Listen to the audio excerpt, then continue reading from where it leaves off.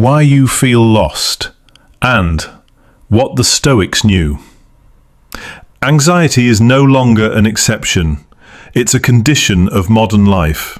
In a world that changes faster than our minds can process, where notifications never stop and the future feels unstable, peace becomes a rare luxury. But thousands of years ago, the Stoics faced their own chaos, war, disease, exile, betrayal, and still found clarity. They didn't escape the noise, they mastered their response to it. This isn't just a history lesson, it's a survival guide for anyone who feels overwhelmed by uncertainty. Today we explore how Stoicism can help you conquer anxiety, not by avoiding it, but by transforming your mindset. Part 1. Understand the enemy. Anxiety is not the problem. Anxiety is a signal, not a flaw. It's your mind trying to grasp control in an uncontrollable world. But here's the Stoic twist. You don't need to control the world. You only need to control your response to it. Epictetus taught, it's not things that disturb us, but our judgments about things. The true problem isn't the chaos, it's your attachment to outcomes you can't control. Free yourself from this illusion and anxiety begins to lose its grip. Part 2. Focus only on what you can control. At the heart of Stoicism lies this rule: control what you can, let go of what you can't. Your health, you can care for it, but not guarantee it. Your career, you can work hard, but you can't dictate the results. The future, you can prepare, but you can't predict. Seneca wrote, "We suffer more in imagination than in reality."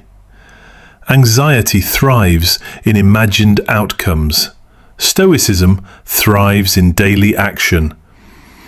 Anchor your mind not in outcomes, but in effort. Part 3. Practice premeditatio malorum. Prepare for the worst. The Stoics didn't just expect trouble, they rehearsed it. Premeditatio malorum, the premeditation of evils, means visualizing what could go wrong, so that you're not shocked when it does. Not to scare yourself, but to desensitize your fear. Marcus Aurelius wrote, "If you are distressed by anything external, the pain is not due to the thing itself, but to your estimate of it." Imagine losing a job, a relationship ending, a plan collapsing. Now breathe. You're still here. You've survived worse. And if it comes, you'll be ready. Part 4. Create a morning fortress of the mind. The first hour of your day sets the tone for the rest of it. Most people wake up and drown in noise, messages, headlines, opinions. The Stoic begins the day in silence, with intention. Marcus began each day reminding himself that he would meet liars, thieves, and egotists, not to feel hopeless, but to prepare his mindset. Make time each morning to breathe in stillness, reflect on what you can control, read or write something wise.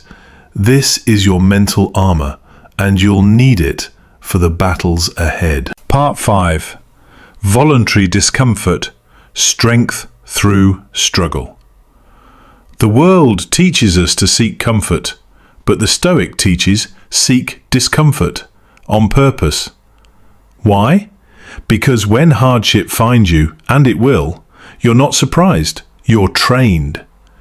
Seneca would sleep on the floor and eat the simplest food just to remind himself, is this what I feared? Try it.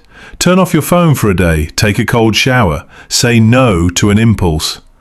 These acts build a silent strength, and when anxiety comes, you'll already be calm. Part 6. Negative visualization. The antidote to panic. Anxious minds imagine disaster and freeze. The Stoic imagines disaster and plans. This is negative visualization. Instead of hoping nothing bad happens, imagine that it does and ask, what would I do? What would still matter? What inner strength would I need? When you face your fear with your eyes open, it shrinks. Panic fades when preparation begins. Part 7. Reframe the chaos. Adversity is your teacher. Anxiety says, this is too much. The Stoic says, this is training. Every difficulty is a lesson in disguise. Every obstacle is a chance to sharpen your character. Marcus Aurelius wrote, "The impediment to action advances action. What stands in the way becomes the way." So next time anxiety shows up, don't ask, why me? Ask, what is this teaching me? That mindset flips the storm into strength. Part 8. Live in the present, because the present is all you own. Anxiety lives in the future, regret lives in the past, but the Stoic lives here, now. You don't control yesterday, you don't own tomorrow. You only have this breath, this step, this moment. That's not weakness, that's power. The more you ground yourself in the present, the more life slows down, and so does your anxiety. Part 9. Strengthen your inner circle. Even the strongest Stoics had support. You're not meant to suffer alone. Epictetus had Musonius. Marcus had Rusticus. Build your tribe, people who don't fuel your fears but reflect your higher self. Share your struggles, seek feedback, accept accountability, and when needed, retreat. The Stoic also values solitude, but never isolation. Part 10. You are not your thoughts. You are their master. You will have anxious thoughts. That's human. But Stoicism teaches you are not your thoughts. You are the observer, the one who chooses which thoughts to believe and which to discard. Seneca said, "You are unfortunate in my judgment, for you have never been unfortunate. You have passed through life without an opponent. No one can ever know what you are capable of, not even you." So when your mind spirals, step back. Watch the storm, but don't enter it.